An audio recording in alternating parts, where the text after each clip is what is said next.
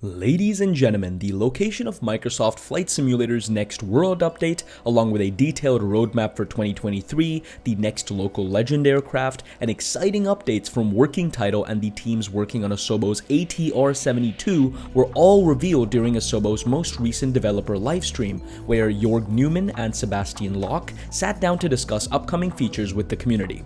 All of that and much more in today's video, so stay tuned.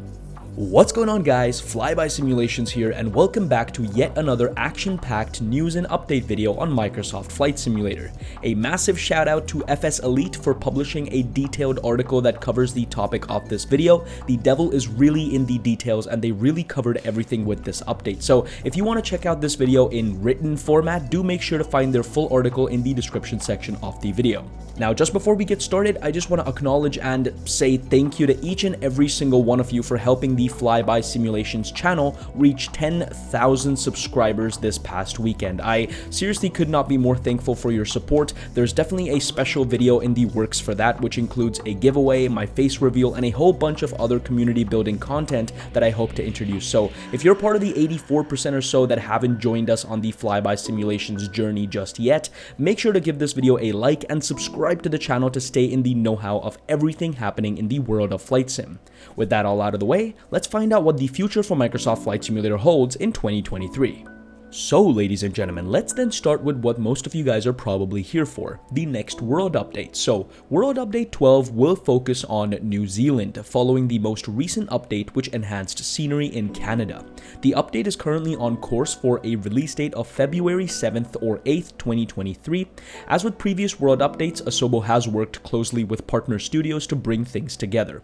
World Update 12 is no exception, with Jorg mentioning on stream that Asobo have been working closely with Orbex to put together a new DEM mesh and updated aerial imagery for the islands. Jorg also confirmed that the island nation will have all the new aerials and DEM data included within the update, along with 4 bespoke airports, 30 points of interest, 6 photogrammetry cities, 3 landing challenges, 3 bush trips, and 3 discovery flights.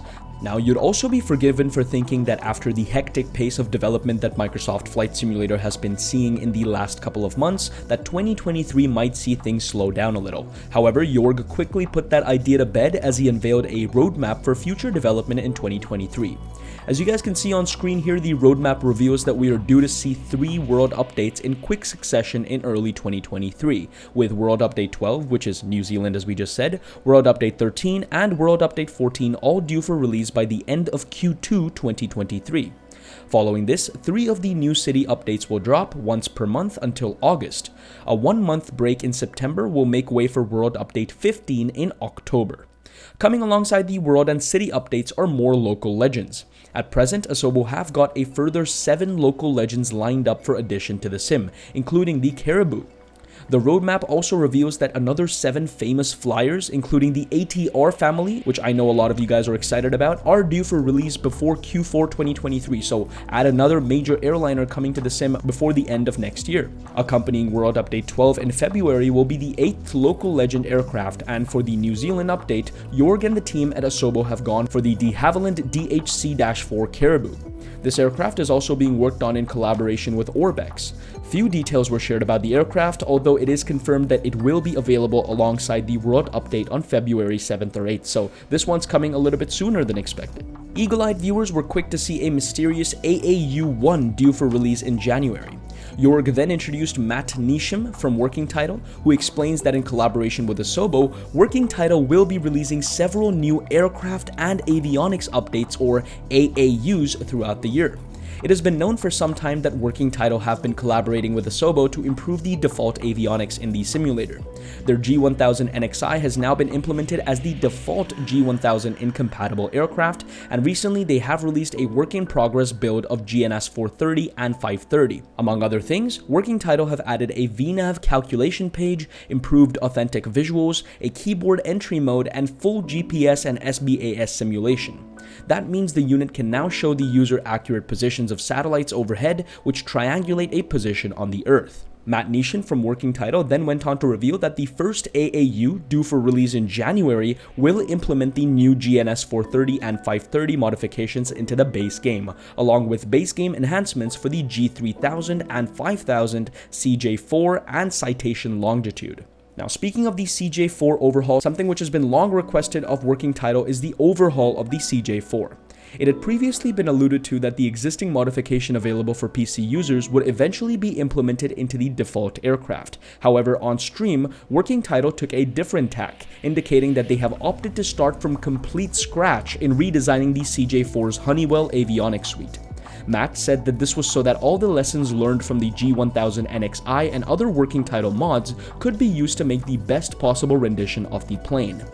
A new and improved soundscape, flight model, and appearance of the avionics are in store for users of the business jet, along with proper implementation of systems such as TCAS and a next-gen flight planning system.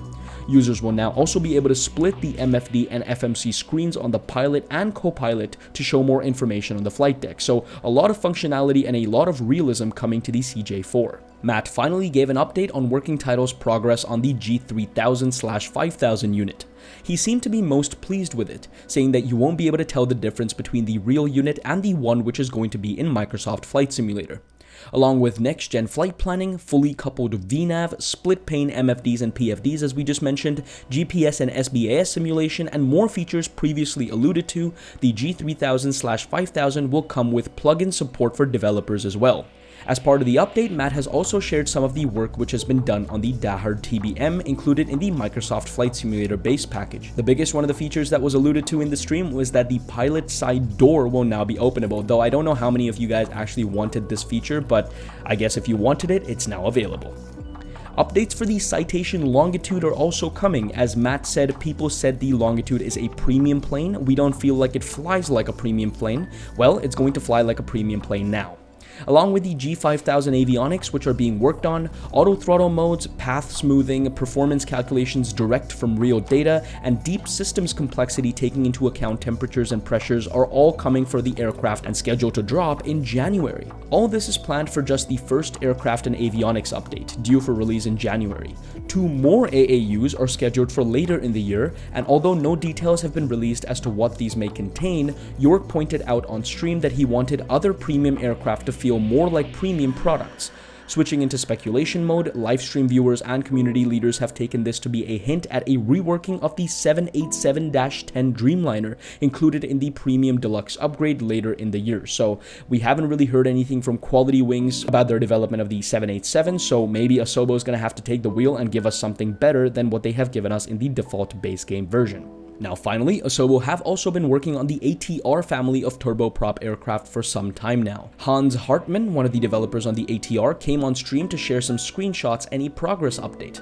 Hans has been working with ATR in Toulouse to develop the plane and apparently has their full support. This has allowed the development team to implement advanced avionics, which includes synthetic vision, TARS, weather radar, and EFB and ground terrain maps.